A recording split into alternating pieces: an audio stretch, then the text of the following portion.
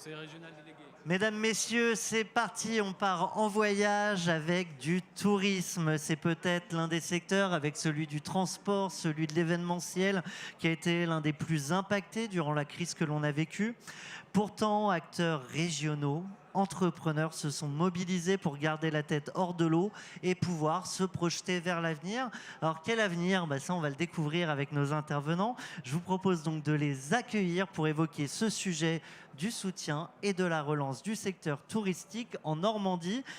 Je fais d'abord les présentations et je vous donnerai respectivement la parole. Nous avons à nos côtés Thierry Liger, vous êtes conseiller régional à la région Normandie. Nous avons également Tanguy Roudot et Stéphane Lopiccolo, respectivement directeurs régionaux pour BPI France à Rouen et à Caen. À vos côtés, Boris Houssin, vous êtes analyste financier à l'AD Normandie. Et deux entrepreneurs du tourisme avec Henri Pavard, vous êtes président de THP Transport, et à vos côtés, Jérôme Crépat, vous êtes le dirigeant de Moulin des Forges et du domaine de la Corniche. Les présentations étant faites, je vous propose de donner la parole à Thierry. Thierry, avec un mot, si vous le voulez bien, sur ce sujet du tourisme et qu'est-ce que la région a à dire aux entrepreneurs. Ils vous regardent. Alors, il y a les entrepreneurs qui sont présents dans la bulle, mais ils sont des milliers aussi derrière leur écran. Je vous demanderai de vous adresser à tous. Tout à fait. Écoutez, bonjour à tous. Tout à fait. Déjà pour vous dire que le tourisme, c'est une partie très importante de la région Normandie, de par sa configuration géographique déjà, avec ses 600 km de côte, ça en fait quand même un endroit, une attractivité importante. C'est la 7e ou la 8e région en termes de ce qu'on appelle des voyages, c'est-à-dire d'au moins passer une nuitée sur le territoire. Et si on cumule un peu tout ce nombre de nuitées à l'année, ça représente sur 2020 37 ou 38 millions de nuitées. Donc c'est pas du tout négligeable, c'est une partie significative de l'activité en termes économiques de la région. Avec un impact direct sur le secteur, les professionnels du secteur et des impacts indirects. Tout à fait, bien sûr, oui, tout à fait. Ce secteur, il a été particulièrement touché. J'imagine que la région, tout comme BPI d'ailleurs, mais on va y revenir, n'est pas restée les bras croisés. Non, bien sûr. Alors, il a été touché effectivement l'année dernière en démarrant une saison très tardive, c'est-à-dire que le mois de juillet a été quasiment inexistant ou très faible en termes d'activité. Le mois d'août a été beaucoup mieux. Une activité qui a été beaucoup pénalisée par une clientèle étrangère qui n'était pas présente sur le territoire et qui est une partie importante de notre clientèle. Elle a été compensée par la clientèle francophone, française d'ailleurs. Elle l'a été partiellement, mais plus tardivement. Et elle l'a été peut-être un peu plus cette année que l'année dernière. C'est-à-dire que, alors malgré un impact météo qui n'a pas été très favorable cette année, il y a une deuxième partie de saison, notamment la partie d'août, où effectivement on a eu un retour à la fois de quelques clientèles étrangères, notamment les plus proches, je pense à l'Allemagne, la Belgique ou la Hollande, un petit peu moins la clientèle anglaise, mais compensée, vous avez raison, par une clientèle française et notamment francilienne. C'est-à-dire que... On a parlé de la crise, la question c'est de se projeter maintenant vers l'avenir. Si vous aviez un défi à lancer à tous les entrepreneurs qui nous suivent, le défi, c'est simple. On est un territoire très proche de la région parisienne, donc avec énormément d'atouts à ce niveau-là. On sait qu'aujourd'hui, il y a une vraie, on va pas dire un revirement, mais quand même une vraie tendance à pouvoir investir et à pouvoir venir dans les territoires les plus ruraux. On a toutes les caractéristiques pour vous accueillir et pour vous accompagner. Merci beaucoup. On va s'intéresser maintenant à tous les dispositifs d'accompagnement avec Boris, Tanguy et Stéphane. Je vais commencer avec vous, Tanguy. Oui, bonjour, je crois qu'il n'y a pas un, il n'y a pas deux, d'ailleurs il n'y a même pas trois, il y en a beaucoup plus, mais je vais vous demander à chacun de choisir un dispositif d'accompagnement pour que les entrepreneurs puissent se projeter demain, venir frapper à la porte de BPI France, frapper à la porte d'AD Normandie. Et donc je démarre avec vous, Tanguy. Très bien, alors merci. En fait, on va présenter 3 produits complètement complémentaires et qui sont tous dédiés exclusivement au tourisme. On connaît bien les acteurs du tourisme chez BPI France, ça fait des années qu'on les suit, ça fait des années qu'on a un fonds de commerce, d'hôtels, restaurants, mais également de tous les acteurs qui tournent autour de cela. Et on a vite compris, on a vite une conviction au démarrage de cette crise, malheureusement, c'est qu'il fallait qu'ils continuent à investir. On ne s'arrête pas dans la partie hôtellerie, on ne s'arrête pas dans la partie restauration. Il faut avoir un outil toujours le plus attractif possible. Et toutes les années de retard qu'on pouvait prendre se pénalisent dans la suite. Donc on a mis en place un financement pour justement les soulager au maximum, avec un prêt sans garantie, c'est un peu notre ADN chez BPI France. Et grâce au soutien de la Caisse des dépôts et consignations, on a mis en place des financements jusqu'à 10 ans sans garantie, 2 ans de franchise en capital, 50 000 à 2 millions. Ça, c'est les caractéristiques qui permettent justement d'enjamber cette crise de 2 ans, de continuer à investir massivement dans l'outil de production, avoir toujours des établissements au top pour récupérer cette clientèle qui arrive. La francilienne, elle est déjà là, mais surtout quand les étrangers vont venir, il faut qu'on ait des établissements au top. Donc le prêt tourisme a été mis en place pour ça. Ça a très bien marché en Normandie. Depuis mars l'année dernière, c'est 80 bénéficiaires, 21 millions qui ont été mis en place auprès d'hôteliers, restaurateurs, mais également toutes les entreprises qui tournaient autour du secteur de l'activité du tourisme. Donc un beau dispositif pour garder la tête au-dessus de l'eau. Maintenant, il est question de rebondir, Stéphane. Bonjour à tous, merci Thomas. Effectivement, moi je vais vous parler du prêt rebond, qui est en fait, comme son nom l'indique, un prêt qui a permis aux entreprises de rebondir, de faire un rebond post-Covid. Et donc c'est un prêt qui finalement est un peu l'emblème d'un travail d'équipe, d'un très beau partenariat avec la région. Parce que finalement la région a mis de l'argent sur la table, beaucoup d'argent, et nous l'avons distribué. Donc nous avons distribué ces prêts rebonds sur tout le territoire. Et alors le prêt rebond il est assez formidable parce que c'est quand même le seul prêt de dispositif Covid qui est à taux zéro. Donc il coûte absolument rien, il y a 0 frais de dossier, il y a 0 garantie. On est sur 7 ans de remboursement, ce qui est très long, très patient. Pour un prêt de trésorerie. C'est de la trésor gratuite. C'est de la trésor gratuite, exactement. Et il y a 2 ans de différé d'amortissement, ce qui permet en fait d'attendre la 3e année pour rembourser le crédit. Donc on est vraiment sur un rebond, sur un prêt post-crise. Alors on parle de quoi? En fait, le prêt rebond, c'est 13 millions d'euros, quand même, qui ont été mis sur le territoire. C'est assez massif et c'est un prêt à impact parce qu'on a préféré limiter à des petits tickets de 50 000 euros ce prêt pour justement servir aux plus petites entreprises qui étaient les plus fragilisées finalement. Et au plus grand nombre. Et au plus grand nombre. Donc plus de 250 entreprises ont pu bénéficier du prêt. Et donc ça fait des milliers d'emplois finalement qui ont été préservés. Bon, ce prêt-là est effectivement l'emblème, on va dire, de notre partenariat à la croisée des chemins de ce que la région et BPI France sait faire de mieux à deux finalement. Et donc on est très heureux de l'avoir distribué. C'est pas fini, on a encore de l'enveloppe de disponible. Donc s'il y a des chefs d'entreprise qui n'ont pas encore bénéficié de ce prêt à taux zéro, il reste encore de l'enveloppe de dispo. Donc il faut nous contacter directement à nos directions régionales. Voilà, donc j'ai à peu près fait le tour. On est sur une bulle tourisme. Ce qu'il faut savoir, c'est que c'est un prix qui est généraliste. Il a servi à toutes les activités, tous les secteurs, mais essentiellement le tourisme. Voilà. Vous le dites, il reste des fonds disponibles, il reste aussi d'autres dispositifs. Et du coup, je donne la parole à Boris Houssin, l'aide des Normandies. Merci, bonjour à tous. Alors moi, je m'occupe du Normandie pré-participatif. Et voilà, j'aimerais commencer par parler un peu de la genèse du projet. Comment on en est arrivé là, à proposer ce dispositif. Voilà, un certain nombre d'entreprises ont été fragilisées pendant la période Covid. Des entreprises qui étaient matures avant la crise sanitaire et qui avaient un modèle économique abouti. Cette fragilisation a entraîné une baisse des fonds propres des entreprises et également une baisse des marges et potentiellement des pertes pendant la période. Voilà, pour pallier cette faiblesse, le prêt participatif est un crédit de trésorerie considéré comme du quasi-fonds propre, donc qui vient renforcer la structure financière de la société, puisque c'est un prêt donc, sur 7 ans avec remboursement in fine du capital, donc remboursement au bout des 7 ans du capital, et paiement d'un intérêt chaque année de 1 à 5% avec une moyenne de 3% sur les prêts déjà décaissés. Qui peuvent s'ajouter à tous les dispositifs qui peuvent s'ajouter à tous les dispositifs. On est particulièrement attentif au PGE, puisque un certain nombre d'entreprises ont contracté un PGE pendant la crise. Et effectivement, à partir de l'année prochaine, ce PGE va devoir être remboursé, commencer à être remboursé. On est vigilant par rapport à ça et on propose notamment de remplacer ce PGE par un prêt participatif, donc de repousser le remboursement de la dette à 7 ans au lieu de commencer ce remboursement l'année prochaine. Voilà, c'est un dispositif relativement flexible. On est sur des montants de 15 à 500 000 euros, plafonnés à 25% du chiffre d'affaires 2019.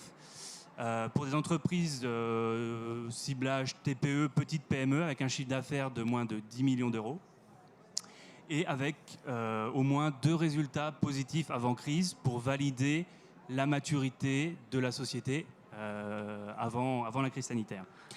Voilà un peu les caractéristiques du prêt participatif. Pour l'instant, nous avons accompagné 34 entreprises pour une enveloppe de 6,7 millions d'euros. Le dispositif est ouvert au moins pendant 2 ans. On a une enveloppe totale de 40 millions d'euros. Donc voilà, il y a des disponibilités. Donc il faut venir frapper à la porte. Voilà, exactement. Il y a 2 phrases qui me viennent en tête. Il y a quoi qu'il en coûte, et ça, je pense qu'on la retrouve facilement à travers tous les dispositifs que vous portez aujourd'hui. Et puis il y en a une autre, c'est je vous demande de rester chez vous. Et je serais curieux de faire un petit flashback avec nos 2 entrepreneurs. On se remet au début de la crise. Il va falloir courber les chines. On sait qu'il va falloir arrêter net du jour au lendemain. Est-ce qu'à ce moment-là, on se dit que c'est déjà le moment de se réinventer, ou juste d'abord on se fait assommer et puis c'est seulement un peu plus tard qu'on va se projeter vers l'avenir? Je démarre avec vous, Jérôme. Oui, merci beaucoup. Bonsoir à tous.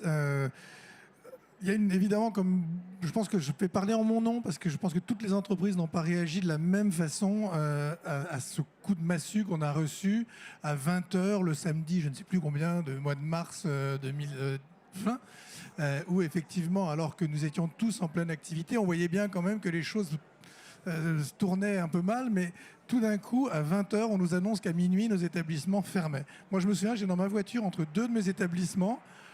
J'en croyais pas mes oreilles. J'ai appelé ma femme en disant on va fermer. Et j'ai appelé tout le monde. Et effectivement, tout s'est arrêté net.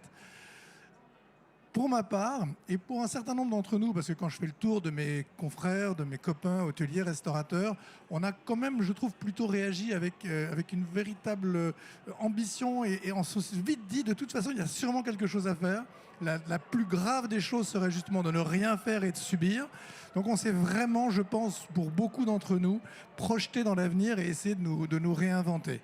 Pour ce qui me concerne, très très vite pour le Moulin de Fourges, puisqu'on en parle aujourd'hui, et c'est sur ce projet Moulin de Fourges qu'à la fois BPI et à la fois ADN nous accompagnent avec beaucoup de volontarisme, et je les en remercie d'ailleurs. C'était une transformation complète. C'était une transformation complète. C'était un hôtel, c'était un restaurant axé vers les groupes, et donc qui travaillait d'ailleurs régulièrement avec mon ami. Et donc, c'est ce restaurant pour les groupes. On a tout de suite. C'était quelque chose qui était très ancré. On avait des contrats sur 2 ans, sur 3 ans. On faisait des réceptions de mariage avec des mariages qui étaient réservés 2 ou 3 ans à l'avance. Une activité qui finalement commençait à nous déplaire un peu. On sentait bien que dans ce bel endroit, on avait autre chose à faire que faire ce qu'on y faisait à ce moment-là. Et on a saisi immédiatement l'occasion de se dire c'est maintenant ou jamais. Et donc on s'est projeté dans cette rénovation et dans ce projet hôtelier sur le Moulin de Fourges. Donc pour vous, il y a un avant-après Covid qui est évident? Évident. Au-delà du fait que ce soit évident, comment ça se traduit aussi peut-être dans des modes de consommation touristique? Je serais curieux de savoir votre retour d'expérience sur ce qu'on a compris, des nouveaux usages, des nouveaux besoins peut-être aussi. Alors nous, on a un autre établissement, le domaine de la Corniche, dont vous avez parlé tout à l'heure, qui est un établissement de 44 chambres à 70 km de Paris, dans les Yvelines, mais à quelques mètres, ou kilomètres à peine de la Normandie. Et c'est un établissement qui travaillait bien déjà sur la clientèle dont vous parliez tout à l'heure, régionale, la clientèle francilienne, la clientèle parisienne, et on voyait bien qu'il y avait déjà une demande de verre, une demande de campagne, une demande de ruralité. Ça a été aussi un des éléments déterminants dans le changement de stratégie pour le Moulin de Fourges. Et cette demande de ruralité s'est vraiment concrétisée lorsqu'au premier déconfinement, nos hôtels qui étaient vides, c'est-à-dire qu'on avait 44 chambres vides, ce qu'on n'avait jamais vécu, c'est rempli en quelques jours. À partir du moment où on nous a dit à tel moment vous pouvez ouvrir, on a rempli notre hôtel sur les 2, 3, 4 mois qui nous ont séparés du deuxième déconfinement. C'est quoi l'enjeu pour demain là? L'enjeu pour demain, c'est pour le moulin de Fourges en tout cas, de calquer le modèle du moulin de Fourges sur le modèle du domaine de la Corniche, plutôt sur une montée en gamme. On sent aujourd'hui que dans la restauration en particulier, la clientèle va soit s'orienter vers, entre guillemets, du prêt-à-manger, ou alors va aller chercher vraiment des destinations haut de gamme, savoureuses, gastronomiques, locales, très importantes. On parle d'expérience. Ils vont chercher de l'animation autour de leur chambre, d'autant que notre secteur d'activité est concurrencé par les grandes plateformes de location type Airbnb. Et là, on a une vraie plus-value sur le service et sur la gastronomie. Donc il y a aussi vous parlez d'Airbnb, mais il y a aussi un enjeu autour de la digitalisation de l'activité, où finalement, c'est pas le sujet.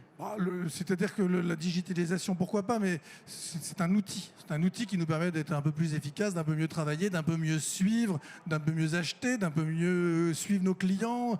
On est obligé de s'adapter aussi aux us et coutumes de nos clients. On est obligé de s'adapter à Booking, de s'adapter à TripAdvisor, mais c'est un outil. Enfin, je balaye un peu ça. D'abord, je ne devrais pas. Touristes, il faut surtout les faire venir chez nous, leur donner de bons produits à manger, des belles chambres pour dormir. Le reste. Henri Pavard, même question finalement qu'à Jérôme. Vous êtes dans les transports? Oui, je fais de la voiture et de l'autocar avec chauffeur depuis 13 ans en Normandie. Et je vais faire comme vous, Jérôme. Là, je vais citer une anecdote. En fait, moi, je me rappelle aussi très bien de cette soirée du 6 mars parce que j'avais un véhicule, un car, qui se dirigeait vers Madrid. Et à Poitiers, c'était un groupe d'universitaires. Et à Poitiers, il y a le responsable qui tape sur l'épaule du chauffeur et qui lui dit « On arrête là, demi-tour ». Alors qu'on était parti pour faire un séjour, je crois, sur 6-7 jours à Madrid. Donc, il y a des trucs comme ça qui resteront, je pense, longtemps. Et effectivement, moi, j'ai commencé il y a 13 ans, donc avec une voiture. Aujourd'hui, on a un parc de 35 véhicules en Normandie. Et en fait, la Normandie, c'est un énorme vivier à touristes étrangers. Allez, on va faire un raccourci qu'il n'en est pas un tant que ça, les Américains. Donc forcément, on parlait aussi des conséquences, forcément immédiates là, parce que et on a une deuxième activité, c'est tout ce qui est clientèle type business, travel et autres. Donc les séminaires en Normandie, c'est en ça qu'on s'est connus avec Jérôme. Voilà. Et du coup, pardon, mais dans le moment où on est en plein dans la crise, est-ce qu'on va chercher les premiers dispositifs qui existent? Est-ce que maintenant, on va aussi chercher tous ceux qui arrivent au fur et à mesure pour accompagner les acteurs comme vous l'êtes? Oui, une des premières choses que j'ai faites, moi, c'est que j'ai appelé mes banquiers. Je leur ai dit ça va pas bien se passer. Mais je vous préviens, comme depuis 13 ans, je pense que c'est la clé, en fait, c'est vraiment une bonne communication. Voilà, on essaye de voir ça des manières avec les banquiers comme des partenaires. Et donc la première chose que j'ai fait, c'est que j'ai appelé mes 3 banquiers qui m'ont dit non, mais attendez, il y a encore un peu de marge. Et une semaine ou deux après, ils m'ont dit, vous savez, vous étiez un des premiers à nous appeler, mais oui. Et donc effectivement, on a rapidement questionné la BPI parce qu'ils étaient bien identifiés comme des partenaires importants. On avait déjà beaucoup de dossiers avec les banques qui avaient été appuyés par le BPI parce qu'en tant que jeune entreprise, il faut tout commencer à zéro, faire des financements en partant de zéro, c'est le cas de le dire. Donc on avait déjà plus ou moins le réflexe BPI. Mais j'ai aussi oui, alors on a eu les prêts rebonds, effectivement, mais qui étaient limités à des sommes assez minimes. Déjà, bienvenue, mais on savait bien que ça ne suffirait pas. Et d'ailleurs, la pression montait au fur et à mesure des événements, des mois qui passaient. Bon, mais après, on était assez rassurés sur le fait que les choses arrivaient à mesure qu'on réalisait ce qui se passait. Et donc est arrivé. Alors moi, j'ai bénéficié du prêt participatif en fait avec Boris. Et là, c'était vraiment idéal parce qu'un différé de 7 ans. Mais 7 ans, c'est beaucoup et à la fois, c'est vraiment ce qu'il nous fallait. Il n'en fallait pas moins. Et on avait déjà mis en place des financements. Et en fait, ce qui a été très bien avec le prêt participatif, c'est qu'on a pu, au-delà des différés de PGE de 2 ans, on a pu derrière ça ajouter le différé de 7 ans de la BPI. Avec, pardonne-moi, mais avec cet argent, cet afflux de financement, est-ce que ça permet juste de tenir là pour les prochains mois ou est-ce que c'est l'occasion d'investir, de se dire voilà ce qu'on va, en fait, l'entreprise demain, on se projette et en fait on va croire aussi en l'avenir pour aller là? Excellente question parce qu'en fait j'ai aussi un deuxième souvenir qui me reste, c'est que je suis passé donc en commission auprès de la BPI pour soutenir mon dossier et donc il y avait différentes personnes qui me posaient des questions et à un moment on me dit mais est-ce que vous comptez réinvestir? Et je me suis dit, question piège ou pas question piège, qu'est-ce que je dis? Est-ce que si je dis ça, ils vont se dire, mais il n'a pas compris la leçon?